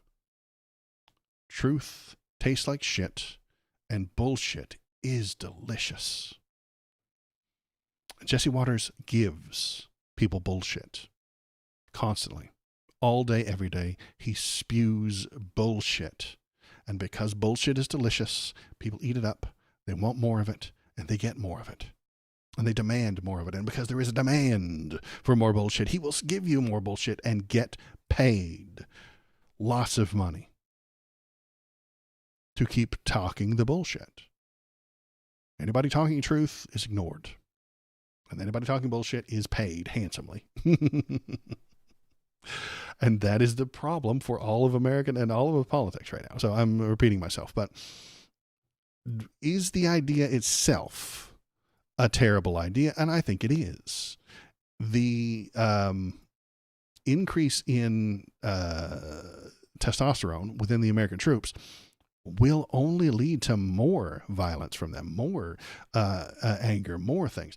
And Hegseth, the 12-year-old that he is, will build his own little units that are, and I'm going to make some predictions here, going to be at the midterm elections and going to be at the 2028 election. He will find the roided up steroid freak troops and send them to hurt Democrats, to hurt left-leaning voters, to hurt blue states, because that is what he wants to do. That is what he will do. He will use. Why do I think that? A long time ago, I don't know if you were around, Barack Obama. He's a guy, did some stuff. He suggests, the people who hated Barack Obama suggested that he would send jackbooted thugs to steal all our guns. That is the framework that they started with in, what was this, 2007? 2007, the conservatives were terrified that Obama was going to send the jackbooted thugs to kick in your door and steal your guns. Now, who would have been the jackbooted thug? Who would have done that? He would need a million fucking soldiers for that. He would only get that from the military. But the military wasn't taking testosterone back then. They weren't doing that. So the military, even if he had done that, and he wasn't doing that, he was never suggesting that, he never put that into a plan, he never said he was going to do it. It was made up by the right wing so that you wouldn't vote for him. They made that shit up. And if he were going to do it, he would have to have the military do it, and they wouldn't do it. I was not scared of this talking point because the military in America, I'm going to let you guys in on a little secret. Okay, come here, get close. Come on. Right up here. The military in America is made up of Americans. Surprising, I know that secret might be, but it's made up of Americans. They're not going to harm America. I know that's a shock to a lot of people. The right wing, most of the people in the military are right wing Southern men, honestly. They're not going to attack the right wing Southern men's ability to own a gun. That's fucking stupid. The right wing white man who owns a gun is a fan of the military. The military reached out to him and tried to recruit him at some point. The American military is filled, not entirely, but I would say the majority, is right-wing, white, Southern men who love guns. They are not going to listen to President Blackenstein and kick in your door and steal your guns. That was always horseshit, peddled by right-wing racists who hate you and hate everybody in America who isn't a right-wing white man who owns a gun. So, what do we have now? Now, we have Pete Hegseth roiding up the American 19-year-olds, and then he's going to tell them, he's going to build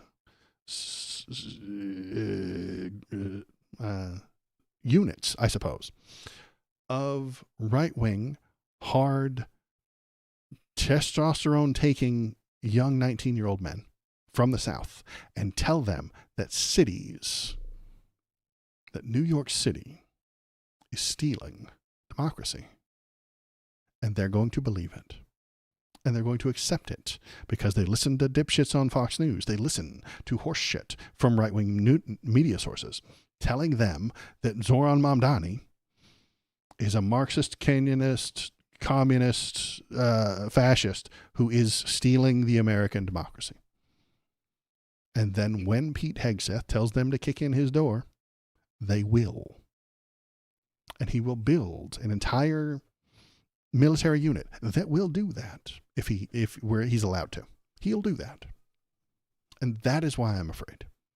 I am afraid that Pete Hegseth, the idiot 12-year-old, will find more idiot 12-year-olds, jack them up on hormones, jack them up on steroids, and force them to harm American people. That's what I'm afraid of.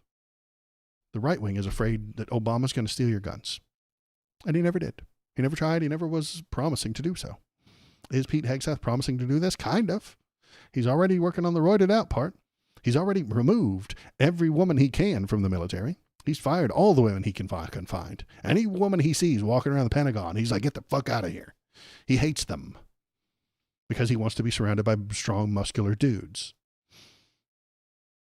He wants them removed from the military. He has worked his ass off to remove DEI from the military.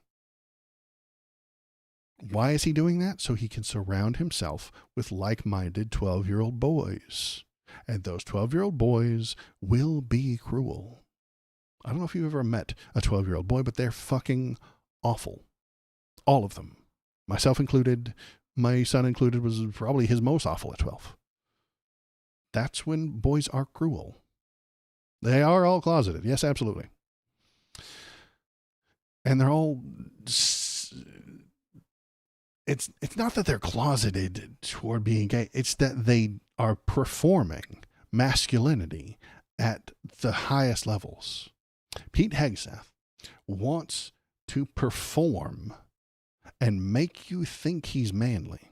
That's why he works out. That's why he has the muscles. That's why he has the fucking chest tattoos. That's why he maximizes and tells you to take more testosterone so you can be more man.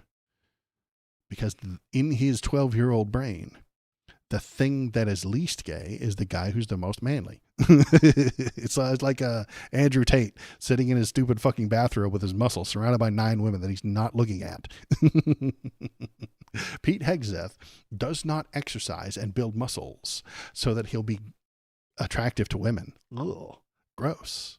He builds muscles to be attractive to other men.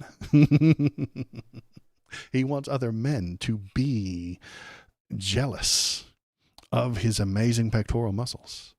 He wants other men to be impressed by the size of his biceps. Because he's a 12-year-old, he has a broken little boy brain. And he's in charge of the most powerful military in the world. And I am afraid, a feeling, all politics are based on feelings, that he will use roided up, brainwashed, propagandized soldiers to hurt the American people. I didn't used to be worried about that because the American military is filled with people who are American and they respect and love their country and they wouldn't hurt American people. But let's suggest that they are prone to dramatic mood swings. They have increased hostility. They have impaired judgment or unprovoked aggression because of the drugs that Pete Hegseth has let them take. Then they might be more likely to hurt Americans. They might be more likely to accept his propaganda and harm the American public. The American military is dangerous. And by being made up of American people, they are unlikely to hurt American people. But if conservatives create an other, a foreign domestic terrorist, a foreign thing to be scared of, those awful, dirty leftists and their Zoran Mamdanis and their Pramila Jayapals. That's not even an American name, is it? Or your, what's the other? Ilhan Omar. Ilhan Omar, that's not an American name. We need the 12-year-old boy squad who's hepped up on fucking anger juice and testosterone to go and take her out of power. That's what I'm afraid of. A fascist fucking takeover run by fucking 12-year-old boys. Because that's what it looks like to me. And that's why I think this is a dumbass idea. Anyway, that's about all I've got today. I appreciate it. Thanks for coming in, Val. Thanks for coming in, Shinsinto. Thanks for being here. New people. Zoivac, thanks for coming in. Always nice to see you. Billy, thanks for being here. We had another new person come in as well. It was I know it's on there. 7 Dad. I think it was, what was the name of the, sorry, it's gone now. I'm bad. Heathen Father 12. Thanks for pressing the follow button. Thank you very much, everybody. I have had enough for today. You've had enough of me, honestly. You can only take so much of me. But if you can have more than me, have more of me, if you want more of whatever the fuck this was, you can go to the YouTube page and watch all the old videos. YouTube. You can watch all the old stuff on the YouTube page. You can go to the Discord and tell me what to talk about next. You can leave links that I'll look at. If I could spell Discord, I can't type for shit. That's why I talk and not write. And I can barely talk too. If you want to watch it on YouTube, you can. If you want to watch it on Twitch, you probably could. I think the Twitch streams only stay up for a few days before they auto delete or something like that. I don't know. Twitch is a weird place. I don't understand it quite as well.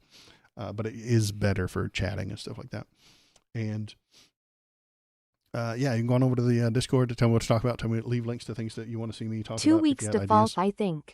2 weeks default? Yeah. They disappear after that. If you want to watch something older, you can watch me react to the presidential election. You can watch me react to lots of stuff on the YouTube page.